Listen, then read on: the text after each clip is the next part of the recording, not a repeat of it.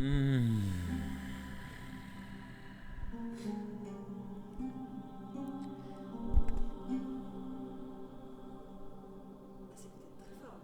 Non, j'aime bien. Tu vas voir que c'est nickel.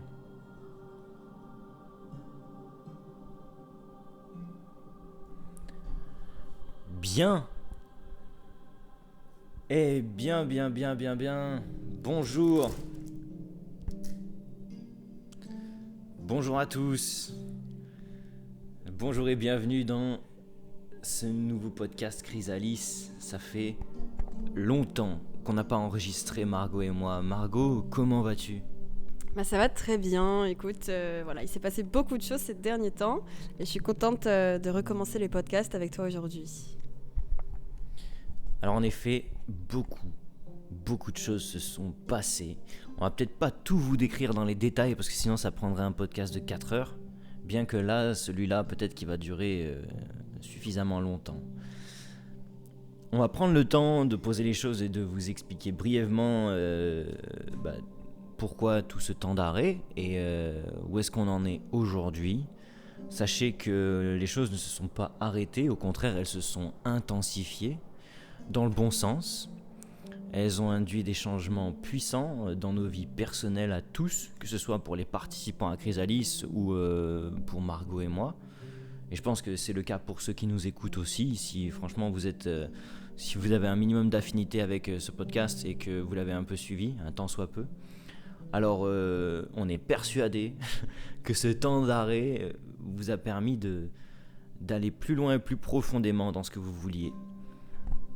Donc ça fait plaisir, juste on va pas revenir sur ce qui a été dit avant, sur les précédents podcasts, parce qu'en fait la réalité actuelle n'a plus rien à voir avec ce que nous expérimentons, avec ce que nous avons expérimenté avant. Et je pense pas que ce soit nécessaire maintenant de revenir sur ce qui a déjà été dit. Surtout qu'on s'en souvient plus du tout en fait, c'est pour ça. Donc, donc vu qu'on s'en souvient plus du tout, on va repartir sur ce podcast d'un œil un peu neuf, à partir de notre ressenti et de la dernière séance Chrysalis qui a été faite, donc la semaine dernière. C'était la reprise après un mois d'arrêt. Et on va vous expliquer donc un peu pourquoi ce mois d'arrêt. On va vous dire dans les grandes lignes pourquoi tout a changé comme ça. Il y a certaines choses qui étaient prévues, d'autres non. Mais d'abord, du coup, j'aimerais prendre la température un peu avec toi, Margot. Comment tu te sens aujourd'hui et comment tu te sens brièvement par rapport à tout ce qui s'est déroulé depuis notre dernier enregistrement. Là, tout de suite, je dirais que je me sens alignée et en paix, mais toujours encore en phase transitoire aussi. Je sens qu'il y a encore beaucoup de choses. On va dire que je suis encore au milieu, un peu dans la vague. mais je sens que les choses ont déjà bien évolué et je vois le bout du tunnel qui approche. Et toi, comment tu te sens là tout de suite ? Bah moi je suis content de reprendre le podcast. Parce que ça fait aussi partie des choses que j'avais mis en place cette année qui me portaient. Je m'en rends compte parce que de ne pas avoir pu le faire et d'avoir dû me concentrer sur l'aspect plus matériel de ma progression, ça m'a mis à côté de ce que j'aimais cultiver dans le fond. Or, il y a plein de choses que j'aime cultiver dans le fond, dont ce podcast. La forme est intéressante, mais sans fond, la forme ne symbolise rien, elle évoque rien. Donc voilà, il est grand temps de revenir un peu au fond des choses, de repartir dans une nouvelle dynamique. Et ça fait plaisir d'avoir cette occasion-là. Ça fait plaisir parce qu'il y a eu beaucoup de peur, beaucoup de pression, beaucoup de changements. En gros, je vais commencer par vous expliquer ça. Pour ce qui est du studio, le studio HMK, qu'on avait 12 rue de la Salle Lévesque, il était prévu déjà que le bail se termine en 2025. Et c'est une chose que j'avais conscience depuis le début, depuis longtemps. Depuis 6 ans qu'on était entré dans les lieux en 2019 avec Adèle et Agathe. Et j'ai pourtant lancé le programme Chrysalis avec Margot malgré tout en septembre 2024. Et je m'étais dit juste une chose, quoi qu'il arrive, je trouverai un autre espace pour terminer le programme. mais je ne savais absolument pas comment ça allait se passer. Vous savez peut-être de par votre propre expérience à quel point ça peut être difficile parfois et laborieux de trouver un lieu comme ça. Ça se fait pas en claquant des doigts. J'ai cherché ce lieu pendant des semaines et des mois avant la date butoir qui était donc en mars 2025. Avril, du coup, j'aurais dû juste quitter les lieux. Et tout ce changement m'a mis une pression de ouf, parce qu'en fait, on maintenait tout, Chrysalis, les cours, jusqu'au dernier moment, jusqu'au moment où j'ai su que j'avais un nouveau lieu. Mais bon, voilà, j'ai su que j'avais un nouveau lieu début mars, quoi. Et il me restait 3 semaines à décider de ce que j'allais faire. Et c'était une pression de monstre. Je vous raconte pas, quand vous avez des cartes, des gens qui sont engagés, des gens qui vous soutiennent, des gens qui sont prêts à vous suivre, et que d'un coup vous avez fait un pari et que vous êtes plus sûr de si ça va tenir et de si vous allez trouver un lieu, vous savez que beaucoup comptent sur vous et que vous-même en fait vous comptez énormément sur vous, sur ce que vous avez envie de créer. Vous n'avez pas du tout envie de lâcher, vous n'avez pas du tout envie que ça se termine ou que ça se coupe. Et c'est un peu ce qui s'est passé. Donc face à la pression, j'ai eu un soutien de fou de la part d'un membre Chrysalis qui est parti aujourd'hui, il est parti au Japon, et de la part des autres membres et de proches. Ce soutien, il m'a permis de garder la tête froide, mais surtout de rester moi-même, parce que certains étaient très positifs et m'aidaient à voir plus loin, et d'autres étaient plutôt pessimistes, et c'était à eux que je confiais le moins de choses, parce que je voulais leur prouver que ma manière de fonctionner était viable. Et je pense que beaucoup peuvent se reconnaître dans ce truc-là. Des fois, on parle pas de certaines choses aux autres parce qu'on n'a pas envie qu'ils nous ramènent leurs anticipations, leurs peurs, leurs visions, leurs expériences comme quelque chose qu'il faut écouter alors qu'on a envie de fonctionner différemment. Et je vous incite à rester fidèle à vous-même quand vous êtes dans des phases comme ça. Donc en mars, le 1er mars, je me souviens, j'avais encore un refus au sujet d'un lieu et j'étais en mode comment je vais faire. Ça faisait flipper de ouf. Mais plutôt que d'afficher cette peur, j'ai pas lâché, j'ai continué, je savais que c'était en charbonnant que je trouverais et j'ai finalement trouvé l'espace adéquat, l'espace parfait pour pouvoir faire cette transition. Il y a eu pas mal de rebondissements entre temps, il fallait mettre fin à ce qui avait déjà été lancé pendant des années. Ça a eu son lot de hauts et de bas au niveau physique, et émotionnel et mental. Mais je suis content parce que le lieu dans lequel je suis aujourd'hui, les possibilités qui se développent me prouvent que j'ai eu raison de persévérer, que j'ai eu raison d'y croire, et le résultat est incontestable. Le lieu est parfait. On a pu faire les travaux donc avec d'autres proches, et le lieu ressemble en tout point à ce que j'avais avant. En fait, l'énergie qui était présente dans l'ancien lieu a pu être posée à nouveau. Et elle est posée, mais dans un cadre encore plus grand, qui au début paraissait vachement intimidant, comme tu as pu le dire la dernière fois, Margot, mais qui en fait là commence à être de plus en plus chaleureux et qui s'imprègne de l'énergie qu'on met dedans, de l'énergie de pratique, de détermination, de regard sur soi. Ça devient un espace parfait pour se retrouver. Et c'est aussi un espace qui élève un peu plus. On peut le prendre au sens physique parce que comparé à l'autre studio où on était en rez-de-chaussée, là celui-ci est situé en 2e étage, donc on sent une sorte d'élévation, mais de par le fait qu'on se retrouve dans des espaces avec des très hauts plafonds de partout, une symbolique plus poussée, on se retrouve avec un ordre, comment ça, pas un ordre mais une vision plus grande. Et c'est difficile au début de se mettre dans le moule, mais au fur et à mesure, ce qui doit être fait est fait. L'énergie, quand elle s'installe, le lieu ne peut y résister, il finit toujours par s'y adapter. Et nous, en réponse, on s'adapte toujours aux lieux dans lesquels on va.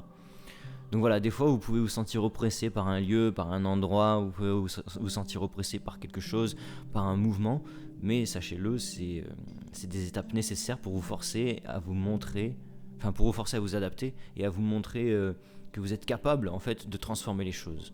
Je pense que la première vertu d'un être humain, c'est sa capacité à s'adapter. Alors si vous êtes à l'écoute de ça, vous pouvez vraiment tout faire. Margot, avant que je continue, toi, comment est-ce que tu as senti ce changement, cette transition de lieu? Dis-moi un peu ce que tu en penses. Avant de commencer, j'aimerais quand même dire que c'est pour moi très symbolique de faire ce podcast ici aujourd'hui. Parce que je retrouve exactement la même énergie qu'on avait quand on faisait les podcasts dans l'ancien lieu. Mais c'est vrai que là, il y a une forme un peu plus grandiose. Parce que les plafonds sont très hauts ici. J'ai hâte que ce lieu puisse être montré en images aussi pour que les personnes puissent après voir à peu près où est-ce qu'on se trouve là tout de suite.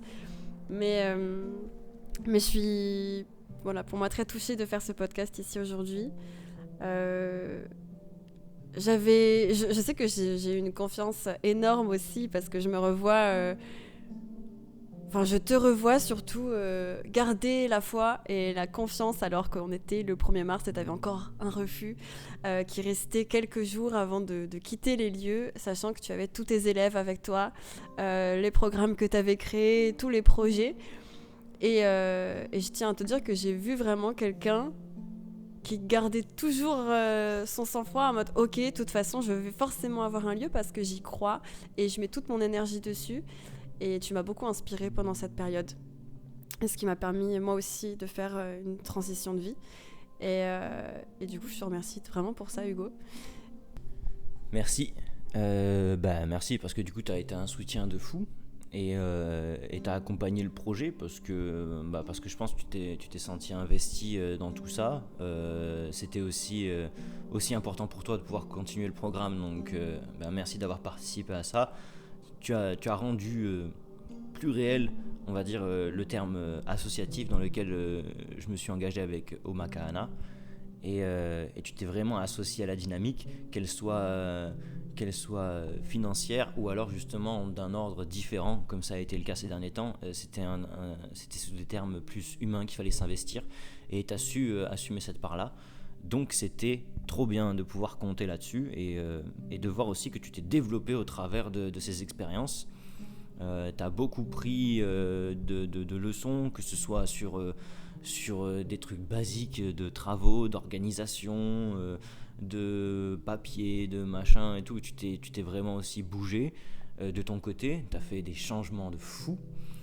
Et c'est vrai que pendant tout ce temps, on a quand même eu la tête ciblée sur ce qu'on avait à changer, chacun de notre côté, et on se rendait moins compte de nos élèves et de tous ceux qu'on avait laissés un peu de côté. On savait, on les avait prévenus qu'il y allait avoir un moment de battement un peu, mais tout ça, ça a fait du bien à tout le monde. Du coup, j'aimerais vraiment qu'on rapproche tout ça à Chrysalis. Pourquoi on a appelé ça Chrysalis ? Qu'est-ce que ça induit comme transformation ?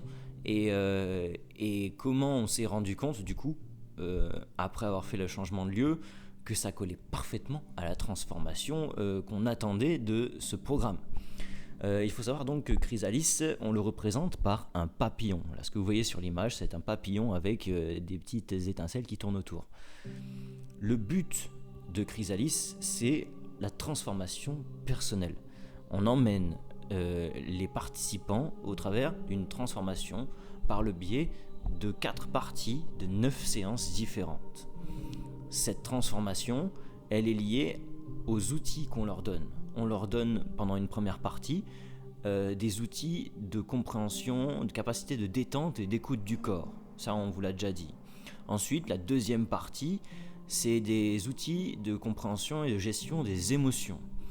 Et la troisième partie dans laquelle on est actuellement, c'est des outils de confiance en soi. C'est hyper intéressant parce que le moment où il y a eu un stop dans notre programme, c'est le moment de la confiance en soi.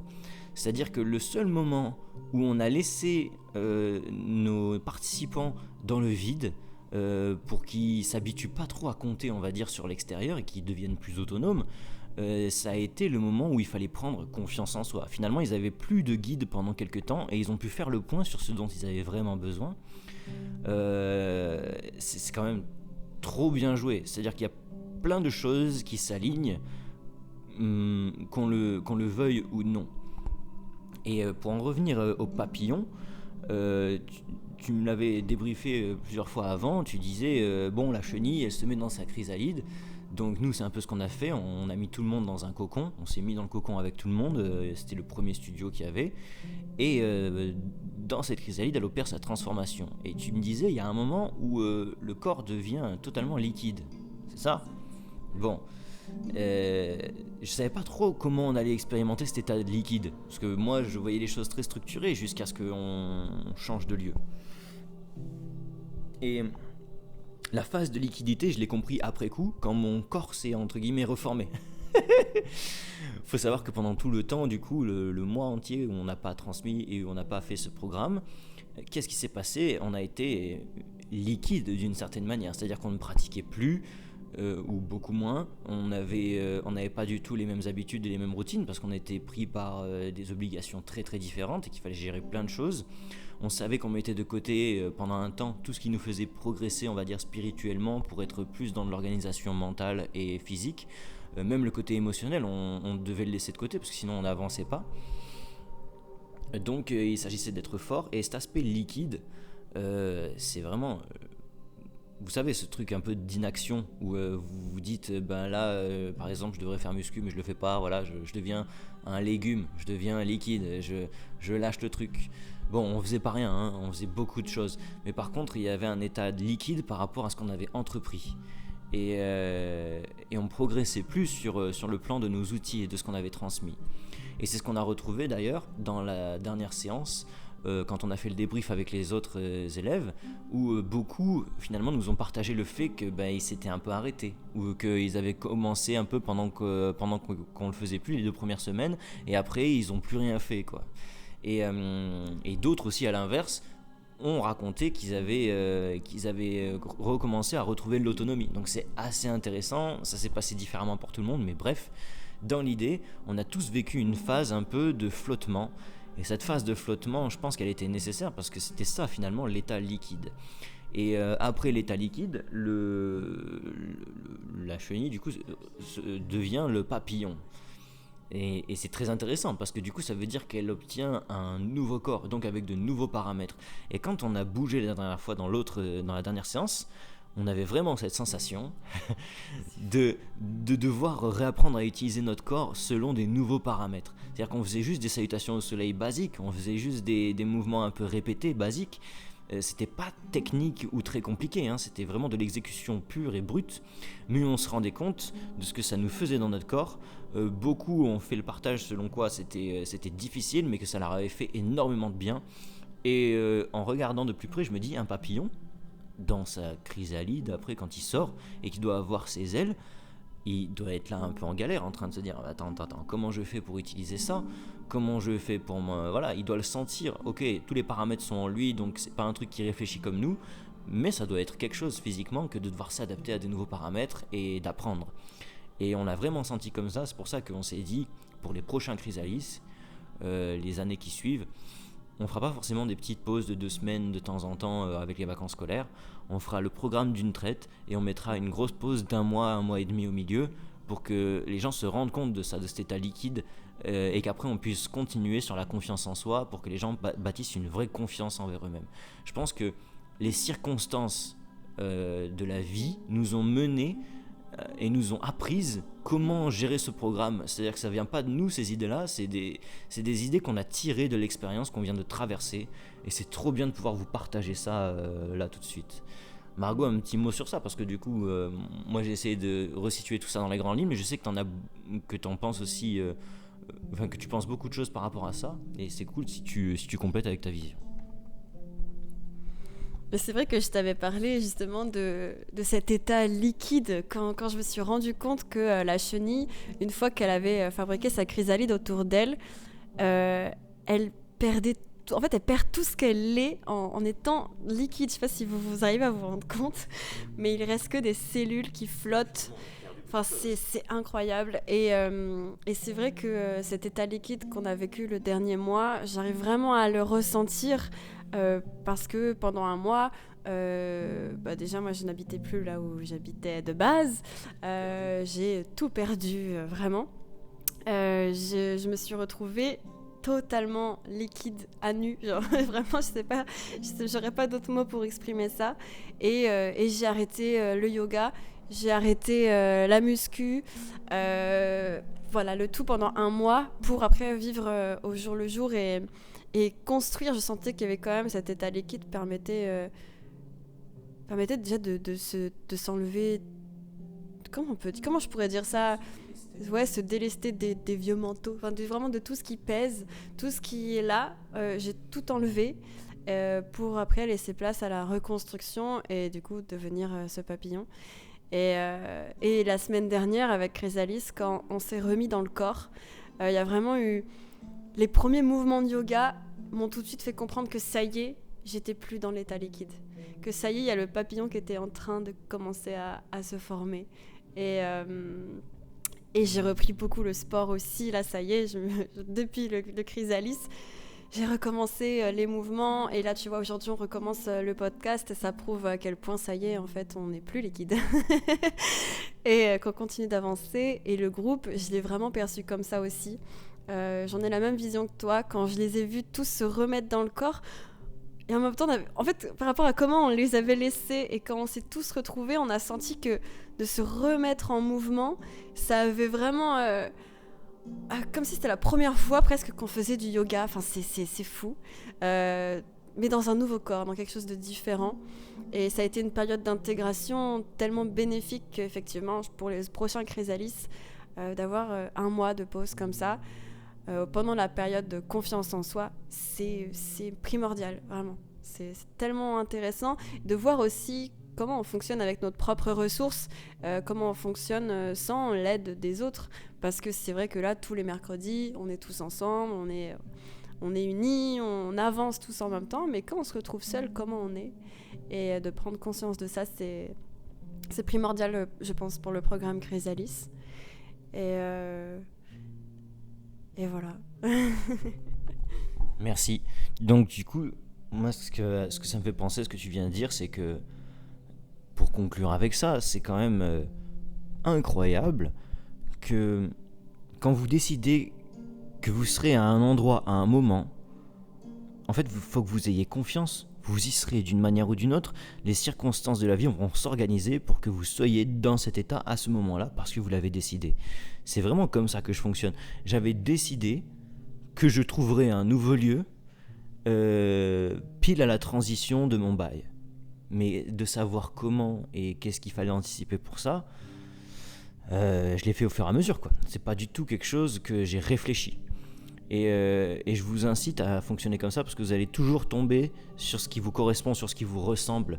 Si vous cherchez trop à anticiper et si vous prenez trop aussi les avis des autres et les expériences des autres, vous allez souvent vous perdre à essayer de faire, on va dire, comme ceux qui ont réussi ou comme ceux qui savent mieux, entre guillemets.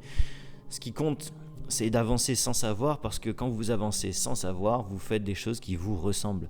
Et les résultats que vous en tirez sont beaucoup plus satisfaisants que si vous aviez appliqué à la lettre une leçon que quelqu'un vous aurait donnée.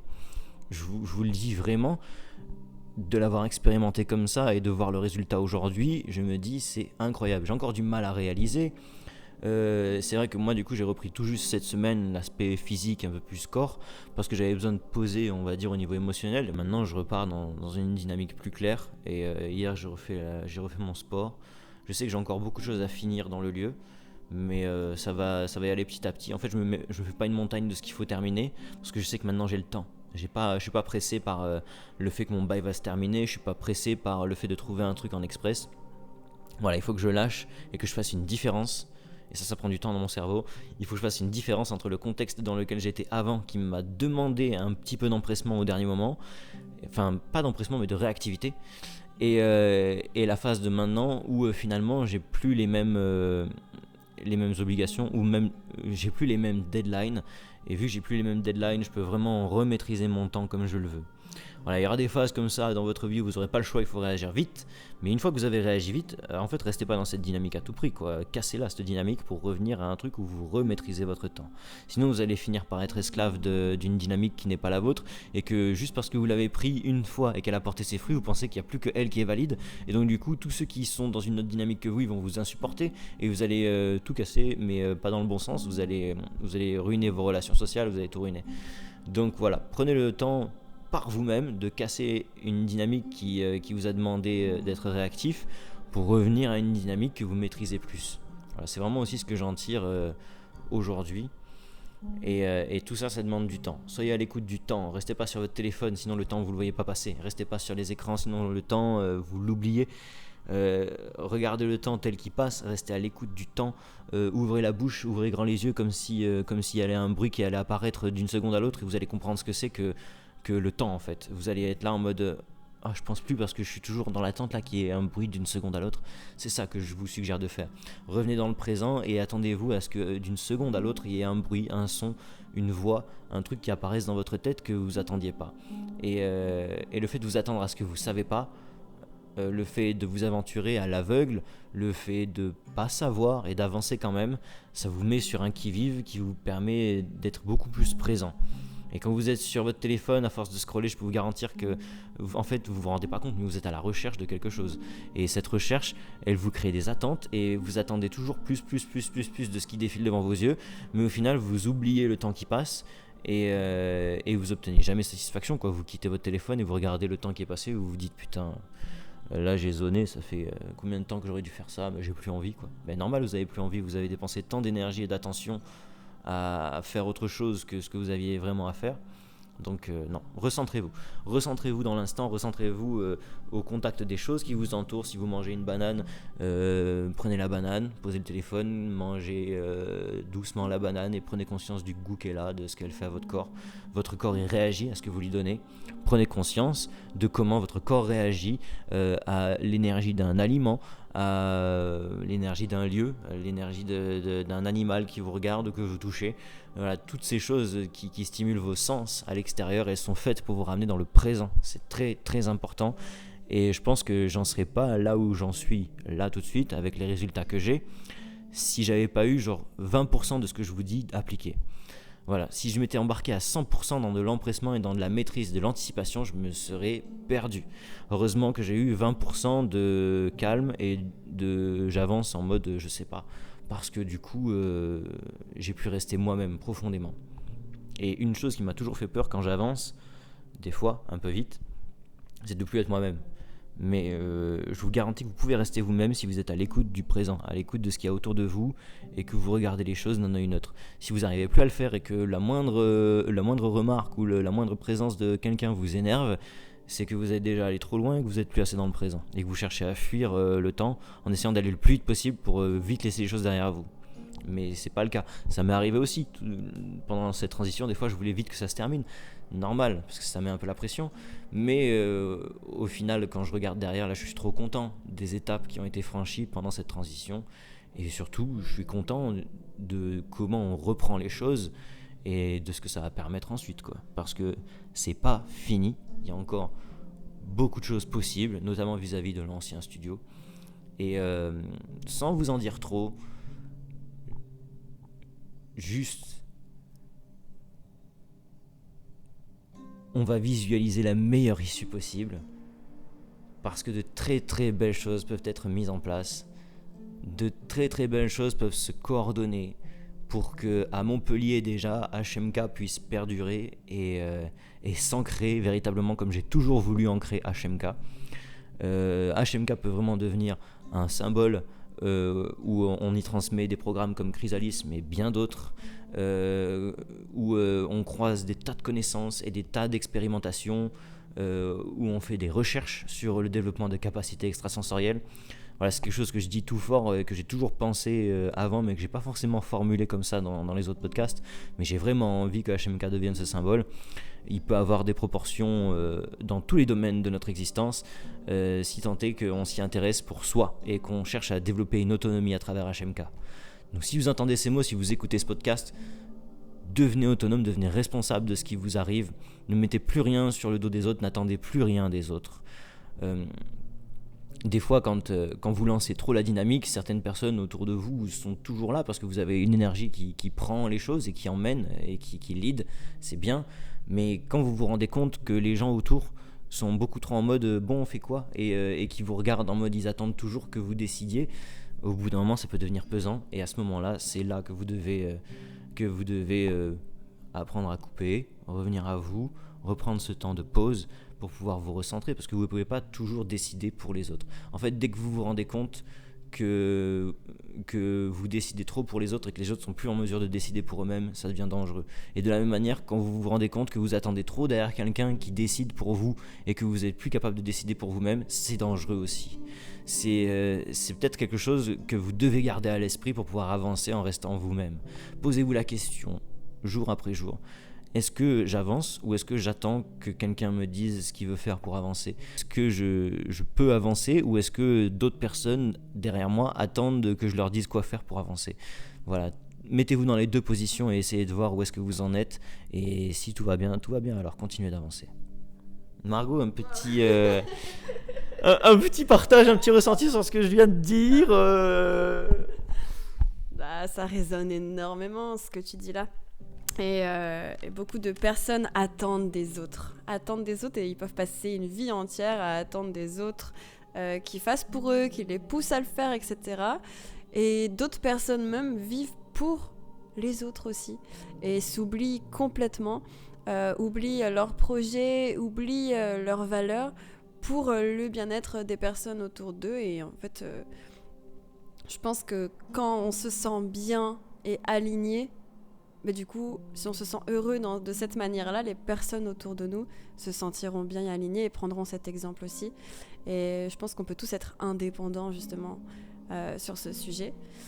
Je ne saurais même pas rebondir sur tout ce que tu viens de dire parce que j'étais là, Mais c'est pas le tout d'être heureux si des fois t'es heureux et que les gens du coup ils savent pas être heureux et qu'ils veulent compter sur toi pour être heureux. Tu sais, il faut apprendre aussi à être dur du coup. Ouais, faut apprendre à être dur. Mais alors ça. Ouais. Qu'est-ce que tu penses de la sévérité du coup, tu vois ? Qu'est-ce que tu penses de quelqu'un qui est dur ou qui est un peu... Est-ce que tu penses que c'est un méchant ? Non, je pense pas qu'une personne sévère, une personne un peu dure et sévère soit méchante. Mais moi j'ai du mal à être comme ça. J'ai beaucoup de mal à être comme ça.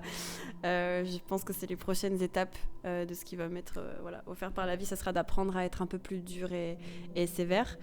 Je pense qu'on peut apprendre aussi de cette manière. Parce que quand quelqu'un est dur et sévère avec nous, c'est une forme de bienveillance parce que la personne, en fait, en étant dure et sévère, elle nous veut du bien quand même. Et si on arrive à le comprendre comme ça et pas le prendre personnellement en mode négatif, en mode ouais, cette personne me veut du mal, dans ces cas-là, ça peut fonctionner. Mais c'est vrai que c'est difficile d'être dur et sévère. La personne peut être dure et sévère, en fait, tant qu'elle cherche pas à faire les choses à ta place, pour moi, c'est sain. Quelqu'un qui est dur et sévère en te disant mais tu vas m'écouter, tu vas faire ce que je te dis, là pour moi ça dépasse les bornes, c'est beaucoup trop. Mais quelqu'un qui est dur et sévère en mode écoute, tu veux pas m'écouter, tant pis, maintenant c'est comme ça et c'est ciao, si tu veux pas comprendre. Là pour moi c'est plus clair et c'est plus sain. Tu vois, c'est une forme de dureté que je respecte beaucoup plus. Du moins, c'est la forme de sévérité et de dureté que j'ai reçue de pas mal de personnes et qui a été le plus fructueuse pour moi. Plutôt que des personnes qui s'énervent et qui sont sévères parce que je les écoute pas et qui voudraient à tout prix que je les écoute, ça c'est très très mal placé, à mon sens. Ouais, j'aimerais beaucoup apprendre ça. J'aimerais beaucoup apprendre à être un peu plus dur et sévère, justement dans le bien de la personne en face de moi pour qu'elle puisse après se débrouiller par elle-même et voilà, se rendre compte qu'en fait elle a toutes les capacités en elle largement et qu'elle a rien à attendre des autres, absolument rien à attendre des autres. Ouais, ça demande du détachement, exactement. Bien, et bah du coup on va faire la transition parce que ça va prendre écho avec beaucoup de choses qu'on va dire ensuite. On va parler de la dernière séance et notamment on va faire le lien avec ce qui a été fait un peu. Il y a eu dans la partie pratique beaucoup de répétitions, beaucoup de cet aspect physique qui nous a un peu choqués, qui nous a ramené sur Terre, dans l'ancrage dont on avait besoin. Ça faisait du bien aussi de développer ce qu'on appelait la puissance du cœur. Sans vous décrire les exercices en détail, c'était trop bien parce que ça permettait de développer l'ouverture du cœur, mais d'une manière très forte. Ça fait partie des exercices que je fais au niveau personnel pour mon propre développement musculaire. Mais de leur partager à une version adaptée à tous, c'était un bon réveil pour tout le monde. Et après, pour ta partie sophro, y a quand même deux choses que j'aimerais qu'on en retire, sans parler exactement de comment tu as amené ta pratique. C'était la notion d'échec et de réussite. Et tu nous as fait approcher ça. Et moi, ce qui m'a vraiment interpellé, c'est le partage qu'on a tous eu après autour de l'échec et de la réussite. Partage qui, en fait, touchait principalement l'éducation et enfin, l'école, quoi. Ce qu'on a reçu et comment on a vécu ça. Parce que finalement, c'est nos premiers rapports à l'échec et à la réussite. C'est un peu dommage, je trouve. Je veux juste préciser ça avant qu'on aille plus profondément dans le sujet. Il y a un truc qui m'a fait tilt, c'est dommage que dans la vie aujourd'hui, les êtres humains ne puissent pas avoir d'autres rapports à l'échec et à la réussite que l'expérience de l'école. Je me dis, c'est peut-être que dans d'autres cultures, dans d'autres tribus ou quoi avant, la première expérience d'échec ou de réussite, elle était liée à un aspect relationnel ou à un aspect qui était en dehors du cadre professionnel qu'on nous impose en étant jeune. Et finalement, le fait de voir et de constater que ce qui nous a tous choqués et marqués, c'est l'école, donc le premier aspect professionnel qu'on touche de notre vie. Je me suis dit, waouh, c'est quand même violent ce qu'on s'inflige, ce qu'on inflige à nos enfants. C'est ce domaine professionnel qui vient en fait beaucoup trop tôt dans la vie des enfants et qui les fait se sentir jugés et qui les fait se sentir... qui les fait devoir se positionner entre l'échec et la réussite, comment réagir. Je trouve que c'est violent. Je trouve que c'est violent d'en arriver à une civilisation où le premier souvenir qu'on a de l'échec et de la réussite, c'est sur un plan professionnel alors qu'on a juste 7 ans, quoi. C'est violent pour moi. Voilà, après, on va pouvoir aller plus loin et on va parler du partage des vécus qu'on a eu tous ensemble. Juste, touche-moi quelques mots, toi, de l'échec et de la réussite et de qu'est-ce que tu as senti de ce partage globalement, et après on ira en détail sur nos points de vue personnels.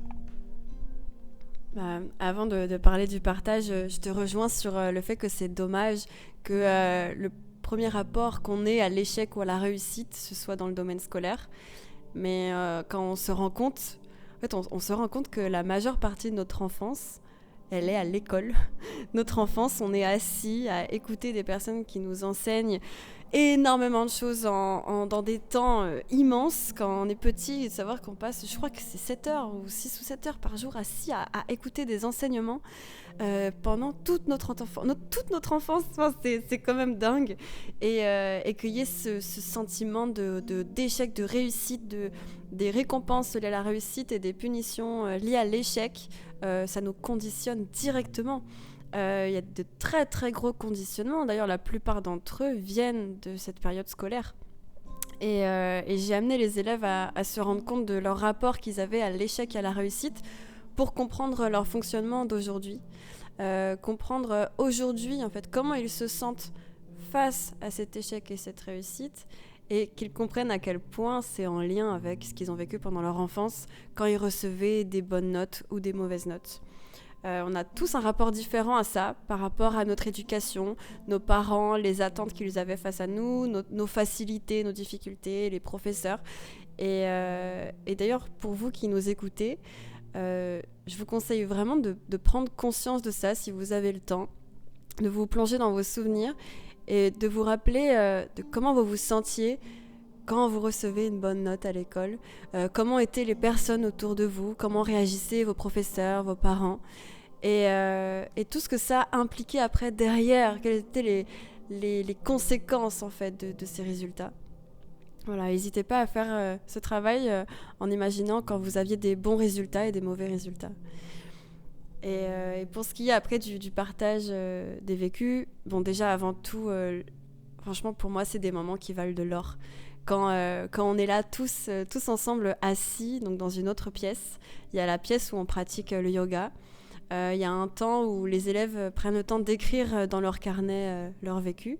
Et après, on se retrouve tous dans une autre pièce, conviviale, chaleureuse. On met une petite musique douce et chacun partage. Dont on en a déjà parlé dans d'autres podcasts, mais je voulais vraiment rappeler le contexte quand même dans lequel les élèves évoluent aussi. Et ces moments sont tellement précieux parce que c'est des temps de parole qu'on a très peu au quotidien. Quand on se confie dans les moments comme ça de chrysalis, tout le monde nous écoute. Donc imaginez-vous vous confier à cette personne en sachant qu'il y a absolument tout le monde qui a le regard sur vous et vous pouvez parler le temps que vous voulez sur ce que vous venez de vivre. Et vous pouvez raconter absolument ce que vous voulez. Le vécu de la séance, c'est peut-être même aller un peu plus loin sur ce que ça a fait émerger en vous par rapport à votre semaine ou votre vie en général. Et pour moi, ça, c'est des cadeaux. Ces moments-là sont des cadeaux. Et je suis tellement heureuse. C'est pour moi 50% même de la pratique qu'on a. Voilà, 50% de la pratique, c'est nos élèves qui parlent. Et c'est plus nous. On est là, on les écoute. Et du coup, c'est très équilibré parce qu'il y a une partie, c'est toi, une partie, c'est moi, et l'autre partie, c'est eux. Et voilà. Après, je veux pas parler en détail de ce qu'ils nous ont raconté parce que c'est tellement divers, tellement... on se rend compte que vraiment, on a tous un rapport différent à cette période de notre vie et à quel point, surtout, elle nous impacte encore aujourd'hui. Et oh là là, franchement, quand je pense aux enfants aujourd'hui, et c'est ce pouvoir qu'on a sur eux, juste en leur infligeant des bonnes, des mauvaises notes, en les mettant dans des cases, en fait, on est en train de construire du coup des humains. En fait, c'est fabriquer des humains, fabriquer leur fonctionnement. Enfin, voilà, il y aurait d'autres réflexions à faire là-dessus. Pourquoi pas d'autres podcasts? Mais voilà ce que j'avais à en dire. Et toi? Je te rejoins sur le fait que ouais, ces partages, c'est des moments précieux, quoi. C'est des moments privilégiés. C'est cool que tu soulèves le fait qu'on ait vraiment le temps qu'on veut. En effet, à chaque fois, on se fait passer le ballon de Noël, le ballon de parole, comme on vous l'a déjà dit. Et chacun, une fois qu'il a le ballon, il a le temps qu'il veut pour parler. Ce qui donne lieu à des partages très brefs de certaines personnes qui veulent pas forcément s'étaler. Et des fois des partages plus longs d'autres personnes qui sont là en mode waouh, enfin je sens une progression, je sens une ouverture, ou cette fois-ci moins, ou cette fois-ci plus. C'est trop bien, c'est archi riche. De toute façon, ça ne sert à rien de vous dire dans les détails ce qu'ils ont vécu parce que ça leur est propre et personnel, mais nous on l'a constaté. C'est vaste et c'est très différent d'une personne à l'autre. Y a quand même un truc qui se retrouve à peu près chez tout le monde, c'est que l'échec a été beaucoup plus marquant que la réussite et que souvent les personnes parlent avec beaucoup plus de passion de leurs échecs parce que ça résonne encore aujourd'hui et ça a encore des conséquences dans ce qu'ils font et dans ce qu'ils ont peur d'appréhender. Donc on le voit, et ceux qui n'ont pas forcément réussi à tirer des conclusions, ils vont avoir du mal à aller chercher leur rapport avec la réussite, mine de rien. Et certains qui sont plus équilibrés entre les deux ou qui ont eu plutôt des facilités, ils verront l'un et l'autre et n'ont pas forcément faire la différence, ils seront plutôt neutres par rapport à ça. Donc on a tout type de profil et c'est très très intéressant de les croiser surtout et d'en parler. Parce que quand on avance ensemble, on ne se dit pas forcément comment on se sent par rapport à l'échec ou à la réussite. Ça peut être de manière très française, on vient, on se plaint, on dit que voilà, c'est toujours pareil et qu'on se fait tout savoir et que voilà. Mais le fait de se livrer, de parler entre nous de nos méfiances et de nos mécontentements, c'est pas ce qui nous fait avancer. C'est pas ça qui nous unit vraiment, et c'est même ce qui fait qu'après on se divise et qu'on est là en mode oh, il me saoule, tu vois. Et là, le fait que ce soit posé dans un cadre où chacun ait le temps de parler et de dire ce qu'il veut, c'est trop bien parce que personne ne va les incriminer de dire ce qu'ils ont à dire. Tout le monde comprend que s'ils ont besoin de se plaindre, ils vont le faire, mais en même temps, les personnes, vu qu'elles se sentent regardées, je pense que ça pèse aussi sur eux. Elles ont toutes sortes de regards. Elles en ont en face d'eux qui sont en mode waouh, trop bien, je t'écoute, et d'autres qui sont là et qui regardent un peu à droite en mode bon, j'ai plus le temps. Et c'est trop bien parce que en fait, ça pose une sincérité dans les regards. La personne se retrouve à un moment où elle se livre, et en face d'elle, elle a des personnes qui l'écoutent et des personnes qui l'écoutent moins. Et c'est pas mauvais, je trouve. Je trouve que c'est sain parce que c'est un reflet de ce que tu vas expérimenter dans la vie derrière. Tu vas avoir affaire à des gens qui t'écoutent très bien et à d'autres qui t'écoutent pas du tout. Et c'est très réel comme mise en situation.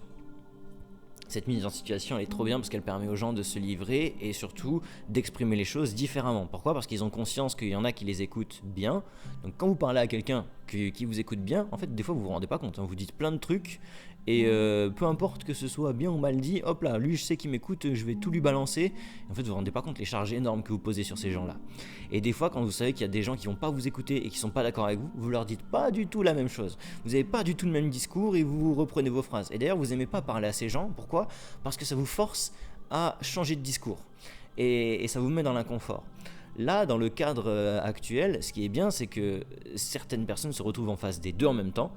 Donc ils se retrouvent en face de personnes qui les écoutent et en face de personnes qui les écoutent moins. Et il y a un équilibre qui se crée dans leur discours où ils trouvent finalement les mots justes, une certaine justesse d'expression qui leur permet après de tirer des conclusions différentes. Et c'est arrivé plusieurs fois, même dans les partages, que certains disent maintenant que je le dis, je me rends compte que voilà, finalement c'est ça, ou j'arrive mieux à le dire comme ça. Et tout le monde obtient une compréhension plus vaste de ce qu'ils ont vécu au moment de ces partages. C'est trop bien. C'est pour ça que je vous dis pas forcément d'aller vous livrer à des gens que vous savez qui vous écouteront pas, ou voilà. Non, mais par contre de créer un cadre de vie ou un cadre social ou relationnel où vous avez un peu de tout, ce sera trop bien pour vous permettre d'évoluer dans votre discours et dans votre manière de choisir vos mots. De vous confronter toujours à des personnes qui vous écoutent ou qui boivent vos paroles ou qui vous remettent jamais en question, c'est aussi prendre le risque de ne jamais changer de discours et de toujours vous sentir validé, mais peut-être des fois à tort, vous vous sentirez validé sur des choses qui sont plus bonnes pour vous. Et c'est pas parce que certains vous écoutent et vous disent pas qu'ils sont pas d'accord ou alors qu'ils semblent d'accord que ça valide ce que vous venez de dire. Il y en a beaucoup qui parlent que à des gens qui disent de confiance, mais c'est juste des gens qui les écoutent. Et jamais ils en tirent de nouvelles conclusions parce qu'ils ont l'impression d'être sans cesse validés par les mêmes personnes. Et cette validation, elle est dangereuse quelque part. Il faut pas se sentir validé tout le temps. Si vous sentez que vous avez cette validation automatique de la part d'une personne en particulier, confiez-vous un peu moins à cette personne pendant un temps et voyez ce que ça crée comme manque, voyez ce que ça crée comme envie de vous exprimer et voyez si vous pouvez pas vous exprimer différemment à d'autres personnes. Et essayez d'observer aussi, d'être plus à l'écoute de comment les gens réagissent à votre discours. Parce que des fois, vous pouvez balancer les choses comme ça en disant c'est bon, c'est moi, je suis comme ça et tout. Mais vous vous rendez pas compte de comment les gens prennent les choses en face de vous. Et c'est difficile après d'ouvrir les yeux et de changer de discours parce que vous partiez juste du principe que ces gens-là vous acceptent pas. Alors que c'est pas le cas, c'est juste que ces gens-là ont des paramètres d'intégration différentes. Et que pour qu'ils intègrent les choses, il faut que des fois vous en disiez moins pour prendre le temps de les observer. Et quand vous avez suffisamment observé les gens, bref, ça rentre mieux. Bon, je m'étale, je pars en couille, mais c'est nécessaire. On va aller un peu plus en détail, du coup je vais partager un peu mon ressenti de ce que j'ai expérimenté du coup pendant cette sophrologie, cette pratique de sophro, au sujet de l'échec et de la réussite. Ce qui a été intéressant pour moi, c'était donc de retourner dans certains aspects qui étaient les premiers rapports à l'échec, puisque c'est par ça qu'on avait commencé. Et dans les premiers rapports à l'échec, je me souviens, c'était quand j'étais petit, j'avais eu un 2 sur 10, je crois, en CE1. Et ce 2 sur 10, je l'amène à ma mère qui était au téléphone. Et sur le coup, elle était au téléphone et puis elle regarde, intéressée, doucement, ce que je viens lui montrer. Et d'un coup, son regard, il a changé, ses sourcils se sont froncés. Et elle a fait des grands gestes de main en mode dégage, quoi. Et là, j'ai senti que ça allait pas, qu'il y avait un truc mauvais. Et je devais avoir 7 ans, j'étais en CE1. Et je me souviens, ça m'avait choqué parce que j'étais reparti dans ma chambre en mode waouh. Qu'est-ce qui va se passer, qu'est-ce que je peux dire, je cherchais des stratagèmes, je voulais revenir et dire mais Romain il a eu pareil ou il a eu moins. Donc en fait j'essayais de trouver une stratégie pour rapporter la chose parce que je voyais que ça lui avait pas fait plaisir mais je savais pas encore pourquoi. Et elle était encore au téléphone Et après, quand je suis allé lui amener, bah voilà, ça a été direct. Qu'est-ce que t'as fait et des trucs comme ça. Et je me suis pris plein de réflexions. Et je peux pas en vouloir à ma mère, hein, ou quoi que ce soit, parce que je pense que eux, ils sont issus d'un cadre, nos parents, où pour survivre, il fallait faire des études.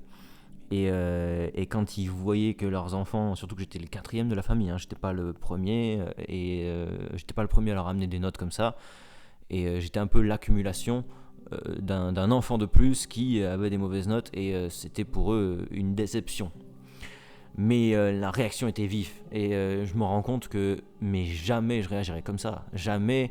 Quand mon enfant va m'amener un 2 sur 10, je lèverai la main comme ça en mode dégage, dégage, comme si j'étais pas content. Parce qu'en fait, c'est pas comme ça qu'on se fait comprendre, surtout via un enfant qui comprend pas ce qu'il a fait. Du coup, pendant cette pratique, j'étais vraiment face à la tristesse que l'enfant a pu ressentir de ne pas comprendre pourquoi, qu'est-ce qu'il avait fait de mal, alors qu'il cherchait juste à vivre la vie et que bon, ok, il n'avait pas travaillé, mais parce qu'en fait ça ne l'intéressait pas, tout simplement. On ne peut pas juger un enfant sur le fait qu'il n'avait pas été intéressé, surtout que le système n'était pas construit pour intéresser les enfants, quoi. On te disait c'est normal, il faut que tu fasses, mais c'est pas parce que c'est normal et il faut que tu fasses que tu es plus intéressé. Donc je pense que c'est le cas pour beaucoup d'enfants, et dans ce que j'ai entendu du partage des autres, ouais, c'est pas qu'ils comprenaient pas, mais bon, pareil, certains disent j'avais des facilités ou d'autres pas du tout, et je pense que c'est en lien avec ça, le fait de ne pas se sentir intéressé, c'est ce qui crée finalement la facilité ou non.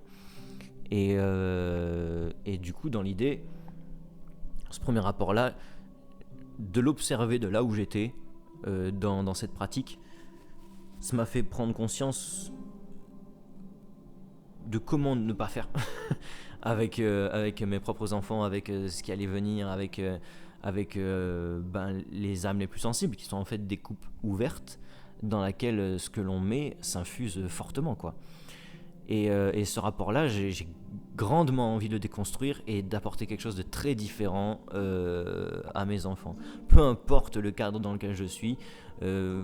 Moi, il y avait une phrase que ma mère disait souvent quand on rapportait des mauvaises notes, parce qu'après, d'année en année, c'était devenu crescendo, quoi. Je voyais mon frère qui avait des mauvaises notes ou quoi, et le rapport, c'est direct, mais qu'est-ce que j'ai fait pour avoir des enfants comme ça ? Et c'est très très violent. C'est très violent d'entendre ça de la part de personnes qu'on essaie de rendre fiers. C'est très violent parce que on veut être libre, on veut être heureux, mais on se rend compte que d'être libre et heureux, ça suffit pas à les rendre heureux, qu'en fait il faudrait qu'on leur prouve beaucoup plus, et que quand on arrive à leur prouver beaucoup plus, hein, comme je l'ai vu dans d'autres familles, où des enfants se tuent à la tâche pour rendre leurs parents heureux et qu'ils ont des 20 sur 20, finalement les parents ne sont pas heureux qu'ils aient des 20 sur 20, et ils finissent toujours après par trouver un autre truc pour dire non mais tu voudrais pas je sais pas, avoir des relations dans ta vie, faire quelque chose. Et en fait, c'est toujours pareil. Donc, s'il y a des plus jeunes qui nous écoutent, lâchez l'idée de rendre heureux vos parents ou de satisfaire un besoin quelconque ou de les honorer parce que soi-disant ils ont mis de l'argent sur vous ou quoi et que vous dépendez d'eux.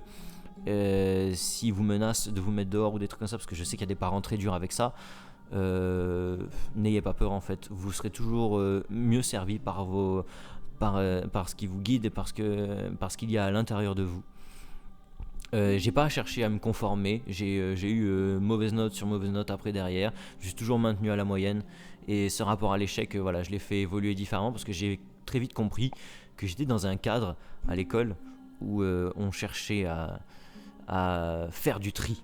C'était beaucoup, je le voyais comme ça, une sorte d'institution qui fait du tri, qui trie, on va dire, ceux qui ont tel potentiel de ceux qui ne l'ont pas, et une fois qu'on a commencé un peu ce tri, les profs, premier mois de l'année, ils donnent un peu de crédit, mais tout le reste de l'année, même si on a une note qui sort du lot, après ils vont jouer en fonction du tri qui a été fait au début de l'année, et c'est pas sain. Donc moi, ce qui m'a permis de m'en sortir, c'est de la jouer différemment, et au fur et à mesure, par exemple au niveau des années collège, après, quand j'ai commencé à grandir, il y avait des fois, je terminais l'année et j'avais l'impression que dans la classe, on était tous devenus amis par rapport au mois de septembre. Et cette sensation, elle me restait encore. Après, à chaque fois, j'étais un peu triste d'aller en vacances parce que je me disais, je vais pas avoir la même classe l'année prochaine, et finalement, je les aimais bien. Et j'aurais aimé à chaque fois avoir la même classe pour grandir avec. J'aurais aimé persévérer et créer plus de connexions. Donc ça, en fait, des fois, quand j'atteignais ce niveau-là de connexion avec mes camarades, des fois, en fait, de les voir travailler, parce qu'il y en avait qui étaient investis et que moi, je travaillais pas, ça me donnait envie, des fois, de travailler. Et sur les fins d'année, j'arrivais des fois à avoir des notes qui remontent ou des trucs comme ça. Et les commentaires des professeurs étaient toujours les mêmes. Peut mieux faire ou s'investit à moitié ou des trucs comme ça. Donc après, ça a continué d'évoluer et je me suis rendu compte que mon point fort, c'était vraiment l'aspect relationnel. Il y avait des trucs que je jetais à la poubelle, mais des trucs que je gardais précieusement. Pourquoi ? Parce qu'au niveau relationnel, ça allait mieux.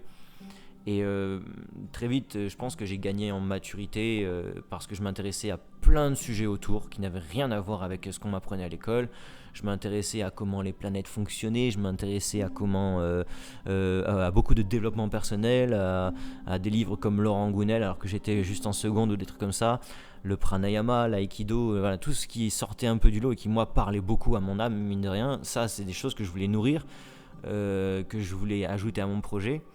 Comprendre l'être humain au final, c'est ce qui me parlait parce que du coup je me disais que par rapport à tout ce que j'avais expérimenté, la seule voie qu'on me proposait qui faisait des sous c'était psychologue, alors que je me trompais totalement. Et du coup il y avait un peu cet aspect là que je nourrissais et qui me faisait du bien, et du coup le fait de comprendre les autres. Mais pour comprendre les autres, du coup il fallait que je me mêle aux autres. Et quand je tombais dans des relations un peu amoureuses et que c'était le piège, des fois je me coupais des autres, et puis après j'avais plus de relations et je reconnectais encore plus fort avec les autres. C'était cool et j'ai beaucoup appris du coup de me connecter aux autres. Des fois je me suis rendu compte que j'étais trop présent, trop profiteur, et que ça coupait mes relations et que certains ne me reparlaient plus et je comprenais pas pourquoi, mais en fait des années après je comprenais, je me disais bah oui, t'étais toujours là à taxer ci, taxer ça, et puis au final tu offrais pas grand chose en retour. Et après je me suis dit bah non, tu vas offrir un peu plus de ce que t'es. Et en cours je me suis mis à participer avec les profs, notamment au lycée et tout. Et l'échange qu'il y a eu, parce que cette compréhension elle s'est installée, il a vraiment créé un cadre très différent où les profs du lycée que j'avais, lycée Vincent d'Indy à Privas, c'était des profs mais qui adoraient coopérer en fait. Ils avaient une certaine passion à nous transmettre les choses, et quand on voulait pas, mais par contre si on animait le cours, ils étaient trop contents parce que ça faisait des appuis pour eux pour qu'ils puissent transmettre leur programme plus vite. Et je les sentais vraiment intéressés, et les profs que j'ai eu après au lycée sur mes dernières années de terminale, c'était pas du tout des profs qui se la jouaient prof, quoi. C'était des personnes qui se mettaient à notre niveau et qui échangeaient avec nous comme si notre bac c'était leur problème aussi. Et je trouvais ça trop bien. J'ai eu des profs mais qui sont des amis, quoi. Je les considérais comme des amis à la fin de l'année. Et les amis aussi que je me suis fait derrière, qui étaient plus jeunes que moi parce que j'avais redoublé encore ma terminale derrière, c'est des amis que j'ai encore aujourd'hui et qui me soutiennent toujours.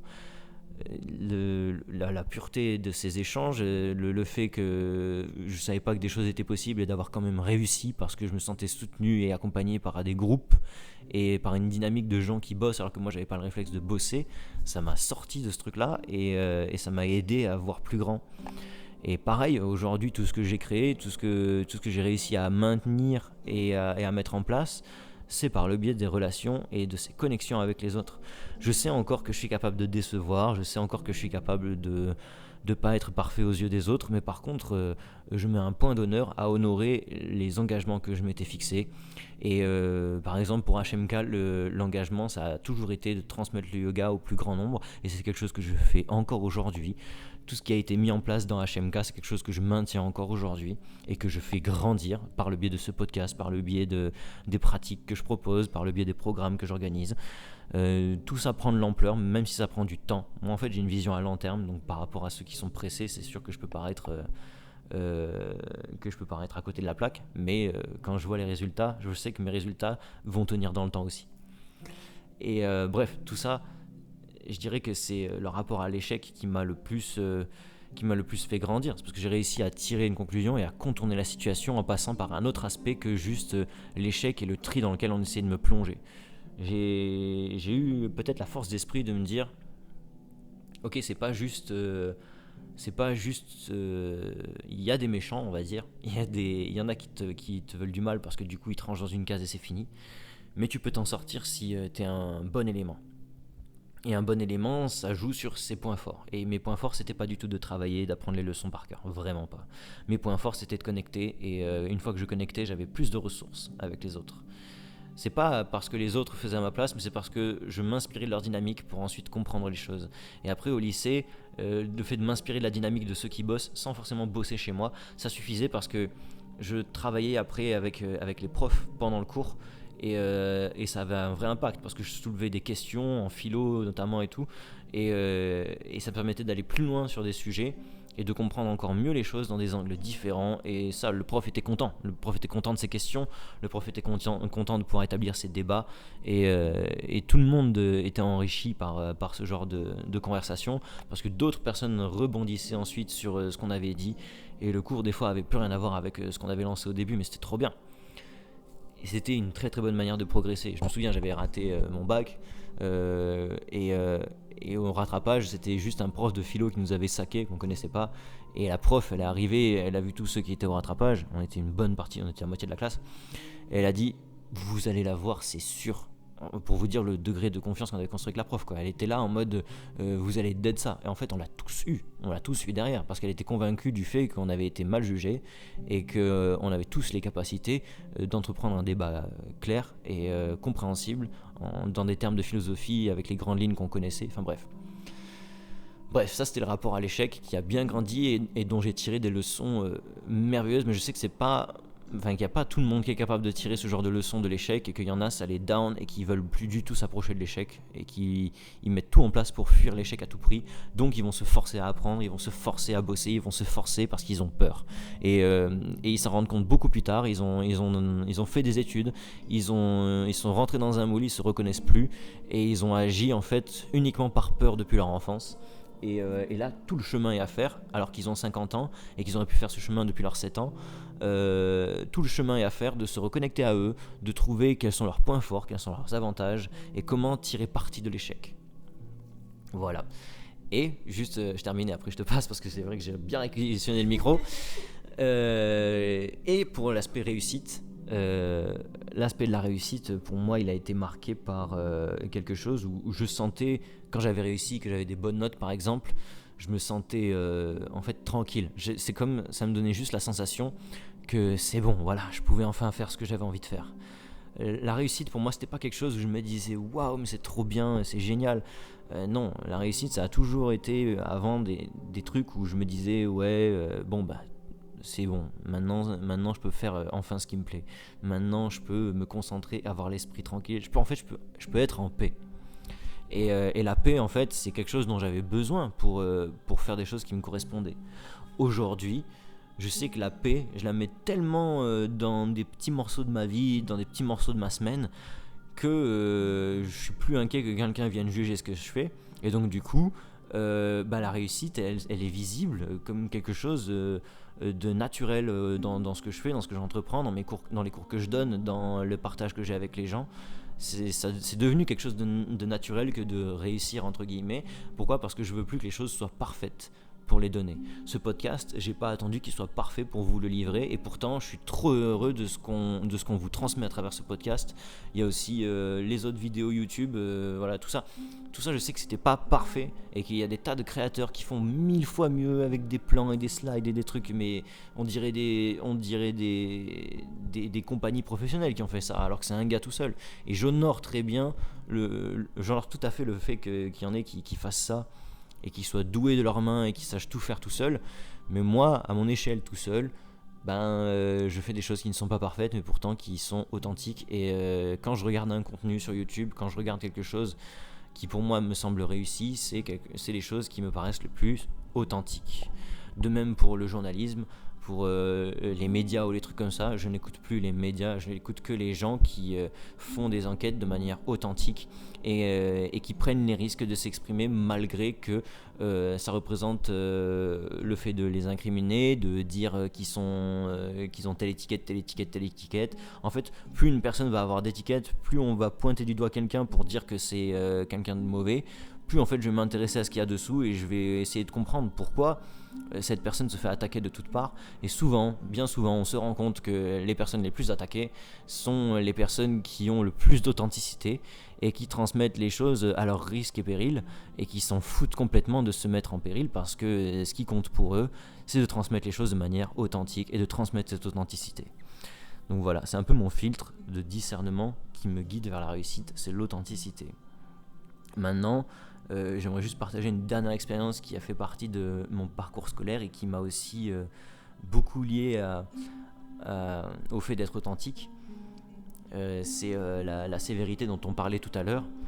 J'avais une prof comme ça en troisième qui nous avait en espagnol. Je déteste l'espagnol encore à l'heure actuelle, hein. C'est de très mauvais souvenirs pour moi. Et elle... en fait, elle nous avait en petit groupe de 12, parce qu'on était dans une classe en troisième où il y avait des chams, donc des élèves qui partaient faire la musique le vendredi matin et tout. Et en fait, notre classe était divisée, et nous, on était un peu les reclus qui avaient été mis dans cette classe de chams, parce que voilà, on avait que des notes moyennes, et bon, on valait pas grand-chose, donc on le sentait, quoi. Et on était 10-12 comme ça dans cette classe, et elle savait à qui elle avait affaire, et elle était en mode ah ok, je vois. Bon, déjà, eux, ils prennent pas au sérieux leur parcours, ils sont en mode on s'en fout, et dès que j'ai le dos tourné, voilà, ils essayent de juste s'amuser, c'est tout ce qui les intéresse. Donc elle voit qu'on bosse pas sur les premières séances qu'on a, et elle dit bon bah si c'est comme ça, un jour elle pète un câble et elle nous dit que tous les jours ça va être contrôle. Du coup on est là en mode la meuf elle est folle et tout, enfin on l'insulte quoi. Et enfin on l'insulte pas ouvertement, hein, mais de notre côté après quand on est entre nous on se dit voilà quoi, c'est voilà plein de trucs. Et au final elle met ses contrôles tous les jours. Et premier jour on se prend des 0 ou des 6, on est là en mode ok, bon bah on va le prendre au sérieux 2 secondes. Il s'agissait juste de cracher en fait ce qu'on avait fait la veille. Et on le fait. Et en fait on était le petit groupe de 12 à tout savoir finalement dès le lendemain, des 15, des 16. On était morts de rire parce que on comparait nos notes et tout. L'un avait 18, l'autre avait 18 et demi. On était là en espèce de bâtard et tout. Donc en fait, ça a créé une dynamique où on était tellement peu nombreux et on avait tellement des bonnes notes. Elle a continué pendant quelques semaines. Et en fait, notre moyenne, elle a grimpé de ouf. Et même, on avait compris tous les cours et tout. Et on avait trouvé ça en fait comme si c'était un hack. Et on s'était dit, bah, c'est facile en fait d'apprendre, c'est trop bien. Et elle, quand elle a senti qu'on avait compris la dynamique, elle s'est apaisée et elle était plus du tout sévère. Et limite, à la fin de l'année, elle nous faisait apprendre l'espagnol en nous faisant faire des pièces de théâtre et tout. Elle avait changé de mindset, elle était souriante, elle était heureuse d'avoir affaire à une classe de 12 élèves. Je pense que c'était plus simple pour elle par rapport aux classes de 30 élèves avec qui elle pouvait pas faire ça. Et là, j'ai pris une leçon en fait. Je me suis dit, ok, elle a été super dure et elle nous a obligés à faire un truc qu'on voulait pas faire. Elle a été en mode bah ça va pas se passer comme ça, maintenant vous allez faire ce que je vous dis et vous allez avoir contrôle tous les jours si vous voulez pas comprendre. Et on avait beau se moquer d'elle, on avait beau l'incriminer et dire qu'elle était méchante, quand ça s'est mis à porter ses fruits, on n'a pas réfléchi plus longtemps quoi. On savait qu'elle avait à cœur notre bien et je pense que c'est ce qui se passe aussi à l'échelle mondiale. Le monde aujourd'hui est en train de reconnecter avec sa capacité de réussite et son authenticité, et il est face à un renversement des leaders.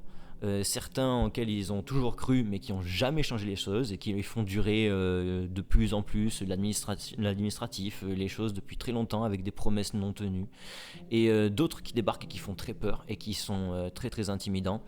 Et ces personnes-là sont les méchants. Ce sont les méchants qui veulent nous détruire. Ce sont des menaces pour l'humanité. Ce sont ceux qui sont dangereux. On peut sortir des faits du chapeau et dire que voilà, ils ont fait ça, ça et ça. Au final, pour moi, on est en train de reconnecter à cette capacité de réussite parce que ces leaders qui bousculent tout, ces leaders qui sont durs et stricts avec nous, et qui nous imposent de réagir et de reprendre notre pouvoir et de choisir nos dirigeants correctement, ces leaders qui sont vachement autoritaires. Je les vois pas comme méchants, je les vois comme des leaders qui ont à cœur qu'on reprenne nos responsabilités. et qui nous transmettent vraiment cette capacité à redevenir responsable. Et quand on verra en fait les fruits que ça porte, que ok de passer par une phase où on est dans la merde, mais au moins on peut faire quelque chose pour y remédier, ben on va être là en mode waouh, les résultats sont fous, en fait c'est ce qu'on avait toujours voulu. Et eux ils seront là en mode vous voyez, ça c'est parce que c'est vous qui l'avez fait quoi.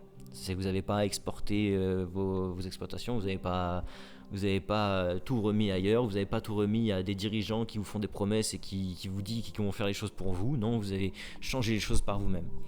Donc voilà, cette capacité de réussite, on est en train de la retrouver.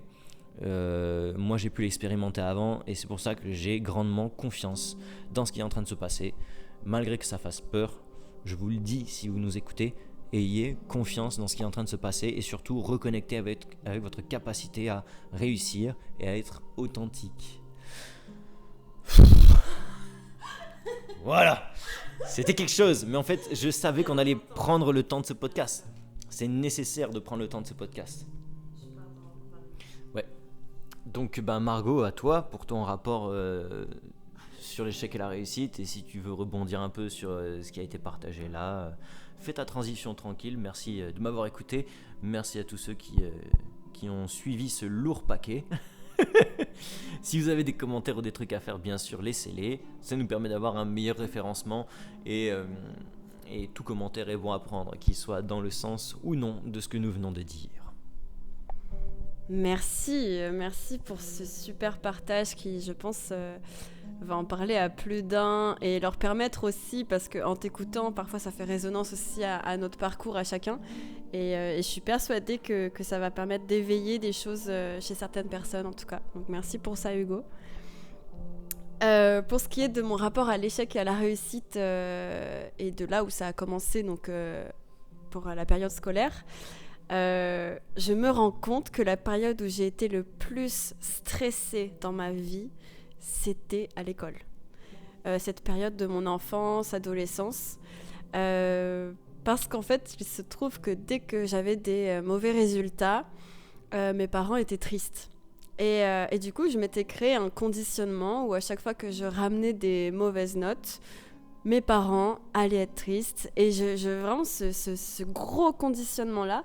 Et quand on est un enfant, en tout cas moi, de mon point de vue, j'avais pas du tout envie de rendre mes parents tristes. Sauf que je faisais tout pour l'école, mais j'avais pas non plus des grosses facilités. Et à chaque fois, ils étaient tristes. Et j'essayais de réussir pour qu'ils soient heureux. Et je me mettais une pression de dingue. Et ma plus grande terreur, c'était les contrôles surprises. Parce que ça veut dire qu'à chaque fois que je franchissais la porte d'une classe, mais franchement, là encore, rien qu'en en parlant, j'ai une boule au ventre énorme parce que je franchissais cette porte et je me disais mon Dieu, faites qu'il n'y ait pas de contrôle surprise, parce que pour moi, en fait, je me disais que j'allais rendre triste mes parents. Et en fait, c'était une pression que je me suis infligée toute seule, toute la primaire, tout le primaire, et j'ai tout fait pour réussir à être une élève quand même moyenne, donc ils étaient pas trop tristes. Et après, ce qui s'est passé au lycée, c'est que si j'avais des mauvais résultats, un jour j'ai eu un très très mauvais résultat en maths, et cet échec m'a empêché de voir mon copain, parce que mon copain habitait à 200 km, et la condition pour le voir, c'était d'avoir des bonnes notes. Donc, c'était vraiment une pression sur les notes énorme, et ce jour-là, j'ai été privée de le voir alors que ça faisait déjà 3 semaines que je l'avais pas vu. Et c'était une note en maths. Et ce qui est fou, c'est que depuis ce jour, j'étais devenue très très très forte en maths. Je me butais aux maths. Je faisais c'était l'époque du bac. Et je faisais...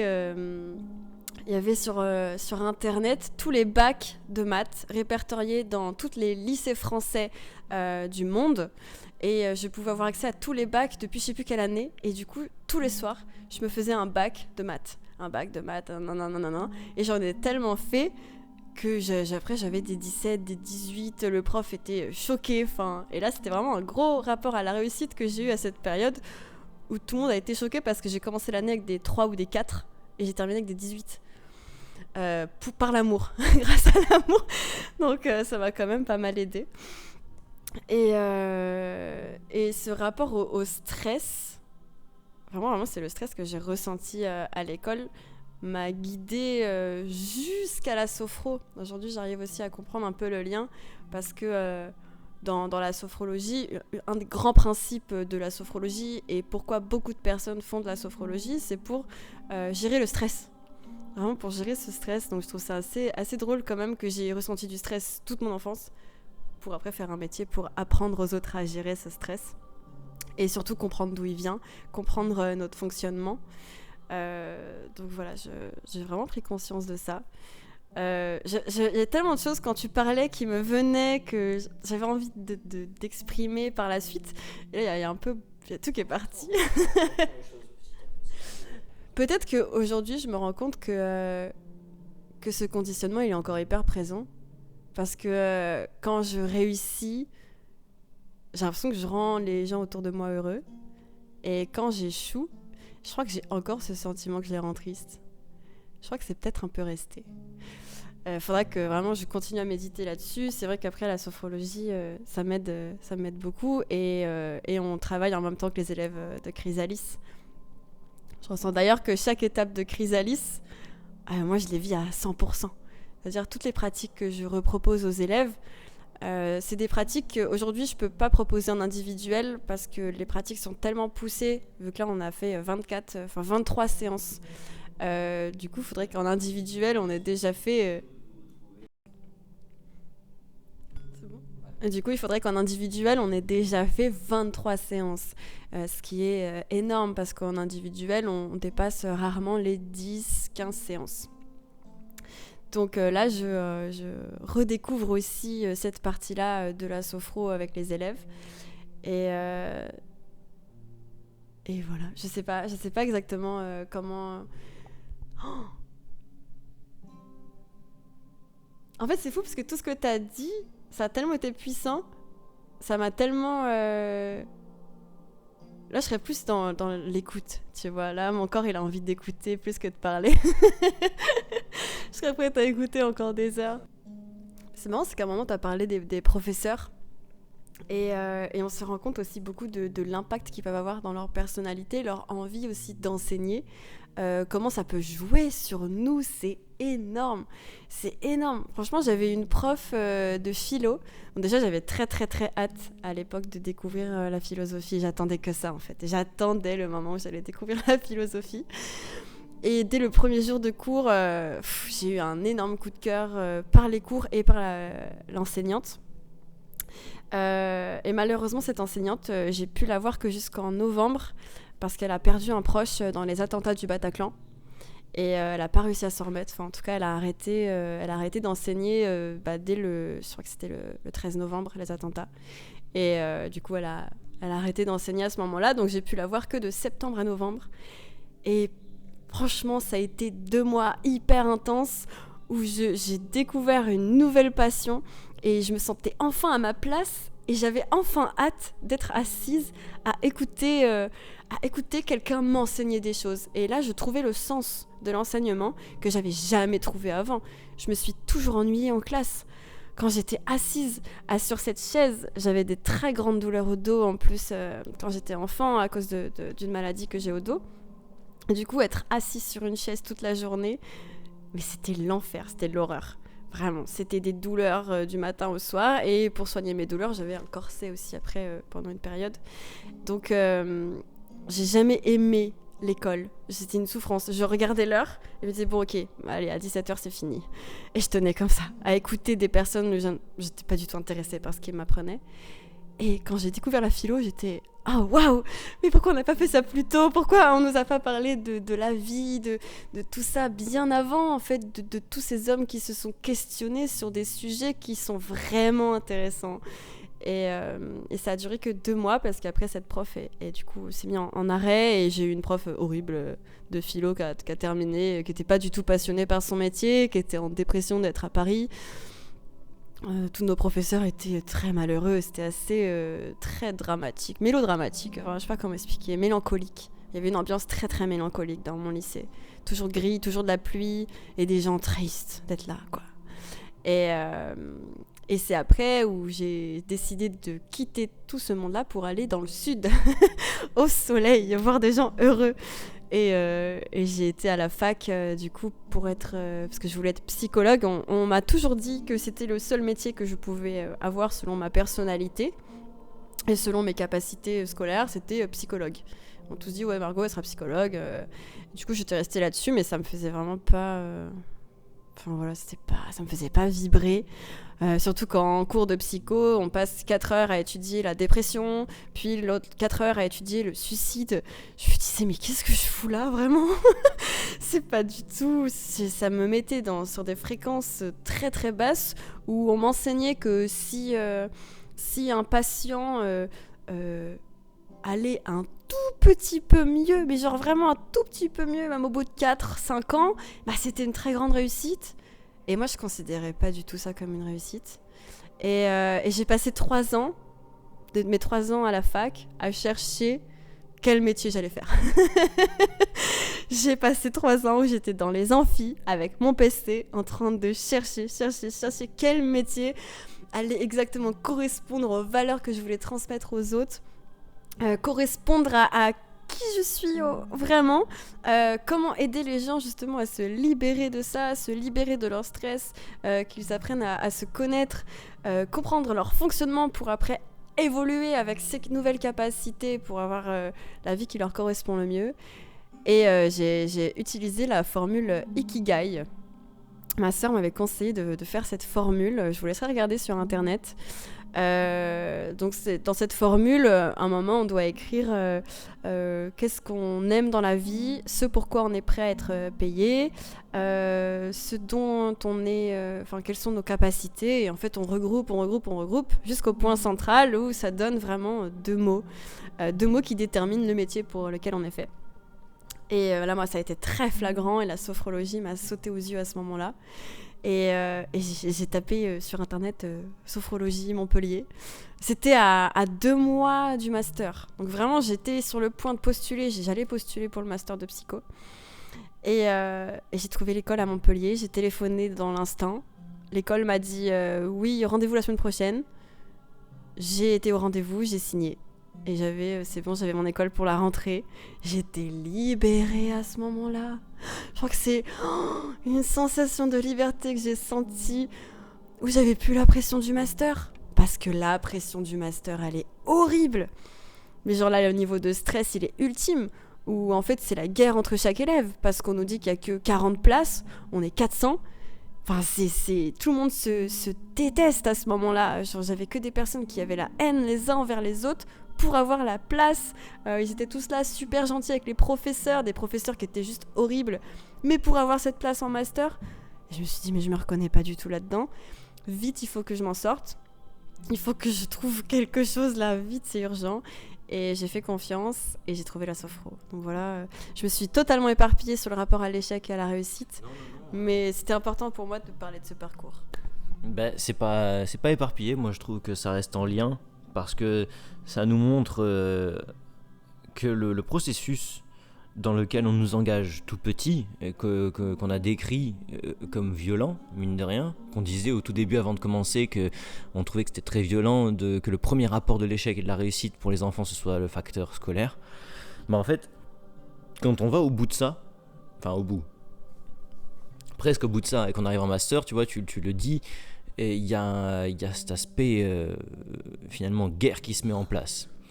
C'est ce qu'on ressent de quelqu'un qui est allé au bout de son doctorat ou de son master. Souvent, c'est des personnes qui se sentent au-dessus des autres. Pourquoi ? Parce qu'ils ont l'impression d'être passés par des phases où ils méritent leur truc. Et en fait, quand il y en a qui entreprennent des pratiques alternatives ou des trucs comme ça, des fois, ils vont avoir besoin de se sentir légitimes pendant quelques années avant de pratiquer. Et cette légitimité, elle vient du fait que, en fait, vu qu'ils ne sont pas passés par des épreuves de domination, ils sont passés par un modèle très différent, ils ont obtenu leur statut par d'autres biais. Je le comprends, je sais qu'il y en a pour qui bosser c'est normal, c'est facile, et puis si tu sais pas bosser, tu dégages. Ok, mais ça pour moi ça fait partie d'un monde qu'on a construit sur un facteur de domination. Et aujourd'hui, je pense que beaucoup se dirigent vers une construction vers une construction de la société, du monde, que ce soit physique, émotionnel, mental ou spirituel, les gens reconnectent sur un aspect qui leur apporte l'unité. Pour qu'ils soient unis, les gens ont besoin de se connaître eux-mêmes. Et je parle pas de la mondialisation, de tout ce qu'ils voulaient, tous les gens qui voulaient nous unir sous une seule et même bannière, genre l'Europe ou des trucs comme ça. Non, ça pour moi c'est des choses qui visent à dépersonnaliser les gens, et c'est pas du tout ça que je dis. Il faut que les gens gardent leur souveraineté, il faut que les gens reconnectent à leurs racines, parce que les gens pourront se reconnaître et ainsi réussir dans le domaine de l'unité plutôt que dans celui de la domination. Et ce monde a grand besoin d'unité. Pourquoi ? Parce qu'on a beaucoup trop été divisés, et cette division, elle vient de notre éducation, elle vient de notre rapport à l'échec et de ce qu'il a induit comme peur chez nous, et il vient de notre rapport à la réussite et de ce qu'il a induit comme ego chez nous. Donc maintenant il faut lâcher un peu ce rapport à l'échec et à la réussite pour reconstruire de nouvelles valeurs liées à l'unité. Et quand on construit des valeurs liées à l'unité, étant donné qu'on n'a aucun modèle, aucune école qui nous a conditionnés vers le modèle de l'unité, eh ben on ne sait pas faire. Et ça rejoint aussi tout ce que je disais au début, je vous conseille d'aller vers ce modèle de l'unité. Pourquoi ? Parce que vu que vous ne savez pas faire, vu que vous allez devoir avancer à l'aveugle et découvrir par vous-même comment être vous-même, ça va être difficile, mais cette difficulté, elle va vous forcer à vous adapter, et quand vous aurez trouvé comment vous adapter, vous vous sentirez authentique. Voilà. Donc on boucle les boucles, on termine sur tout ça. Margot, je te remercie, je pense que là il faut aller bosser. Faut que ça aille vendre des jouets. Donc merci, ça fait un petit podcast, un petit de 1h27. Ça me fait plaisir. En vrai, j'aurais aimé prendre vraiment 2 bonnes heures pour ce podcast, voire plus. C'est possible qu'à partir de maintenant, les podcasts soient plus longs, donc qu'ils fassent au minimum 1h30, parce qu'en fait, même si vous mettez des pauses au milieu des podcasts, vous pouvez les écouter en plusieurs fois. Moi, c'est ce que je fais avec d'autres podcasts. Je sais que c'est largement faisable, que des fois, on prend le temps d'intégrer certaines choses qui ont été dites, et qu'après, on y revient plus tard et qu'on les entend différemment, qu'on écoute la suite différemment. Donc, je vous le conseille. Et n'oubliez pas, du coup, les podcasts sont disponibles maintenant sur YouTube et sur Spotify. Vous tapez Chrysalis, l'éveil du corps et de l'esprit sur Spotify, vous allez nous trouver et vous pourrez écouter avec le téléphone verrouillé maintenant directement dans vos oreilles ou ailleurs dans les transports. Donc je vous le suggère, venez nous soutenir sur Spotify, partagez à vos proches, s'il y a des choses qui vous parlent, s'il y a des choses que vous pensez que d'autres personnes ont besoin d'entendre. Nous, on est grave contents de pouvoir vous faire ce partage, on est grave contents d'avoir repris, et on sait que ça va porter ses fruits. On a hâte d'aller jusqu'au bout de ce programme pour voir tout ce que ça aura donné comme podcast, tout ce qu'on pourra retracer du début à la fin. Peut-être je me ferai un délire d'écouter les premiers podcasts, parce que sachez-le, c'était les débuts, on a commencé les podcasts avec Chrysalis, et c'était les premières fois qu'on s'exprimait derrière un micro comme ça, et ça faisait flipper sa mère. Maintenant, quand on se rend compte que pendant 1h30, on peut parler encore et encore et encore, et qu'on n'avait rien prévu, c'est déjà un cadeau en soi pour nous d'en arriver là. Et c'est grâce à vous qui nous écoutez, et au fait qu'on avait quelque chose à vous partager. Donc voilà, posez des jalons, ne fixez pas les étapes, avancez et adaptez-vous. C'est un des messages principaux de ce podcast. Restez authentique, écoutez-vous, restez observateur de ce qui se passe, et vous saurez en tirer le meilleur. Du moins, c'est ce qu'on vous souhaite. Merci à tous de nous avoir écoutés. On se retrouve très vite pour un prochain podcast Chrysalis. C'était Hugo et Margot, et on vous dit à très très bientôt. À bientôt.